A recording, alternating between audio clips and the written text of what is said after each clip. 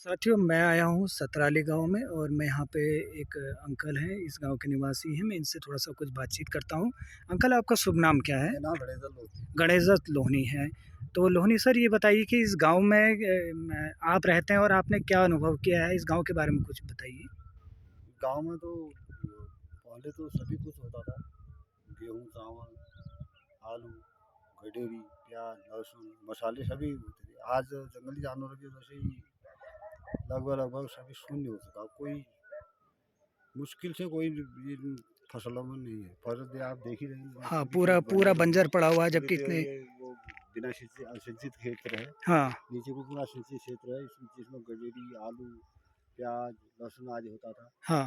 आज सब बंजर पड़ गए हैं। अच्छा, फिर यहाँ से पलायन सबसे यहाँ की वो है अच्छा, पलायन मुख्य होने। पलायन है, क्योंकि पलायन कभी-कभी गाँव में हमारे गाँव में तो कम से कम 80% पलायन हो चुका है। तो शासन प्रशासन के स्तर से क्या कोई सुविधाएँ नहीं मिली कोई आप लोगों सुविधा को? नहीं है, अच्छा, कुछ ही कोई नहीं मिली। सुविधा नहीं। और जिस कारण यहाँ जो है कि पलायन हो रहा है। पलायन वही पे क्षेत्र में का विकास नहीं, क्षेत्र में किसी प्रकार का जैसे वो अच्छे कॉलेज नहीं, हाँ। हॉस्पिटल की उतनी वो नहीं। हॉस्पिटल तो अब तो बन गया, पहले तो कुछ नहीं था। अब धीरे-धीरे अब लोग पढ़ाई के चक्कर में सब बच्चों को लेके बाहर पलायन जा कर रहे रहे हैं। हैं।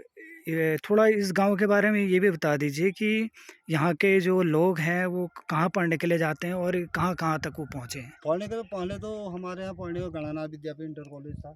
हाँ, सभी वहीं से पढ़े थे। अच्छे-अच्छे वो आपके एक चुनाव आयुक्त भी रहे शायद, वो नंदा वल्लभ लोहनी थापला गाँव से थे। हाँ, एसडीएम भी हैं यहाँ, डीएम भी हैं।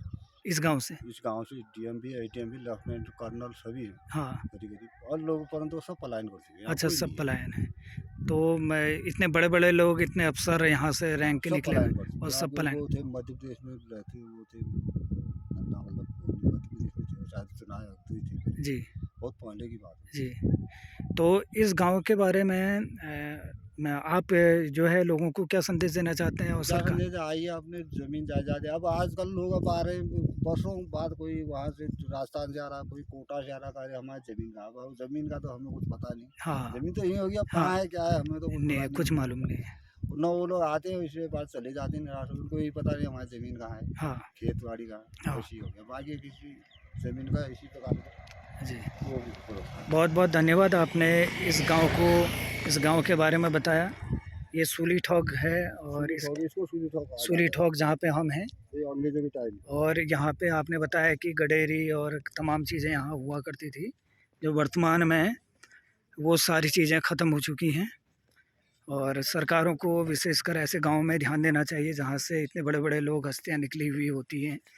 और मुझे कहने में बिल्कुल संकोच नहीं कि जो आईएएस, पीसीएस और जो चुनाव आयुक्त जो रहे हुए लोग हैं, उनके गाँव में ऐसी असुविधाएँ देखने को मिल रही हैं, पलायन देखने को मिल रहा है। सरकार को कुछ ऐसा इन गाँवों को जो है कि समृद्ध बनाने के लिए और आबाद रखने के लिए कुछ न कुछ योजनाएँ संचालित करनी चाहिए और अपने गाँव से जुड़ना चाहिए। धन्यवाद, फिर अगली यात्रा में कहीं और ले चलेंगे आपको।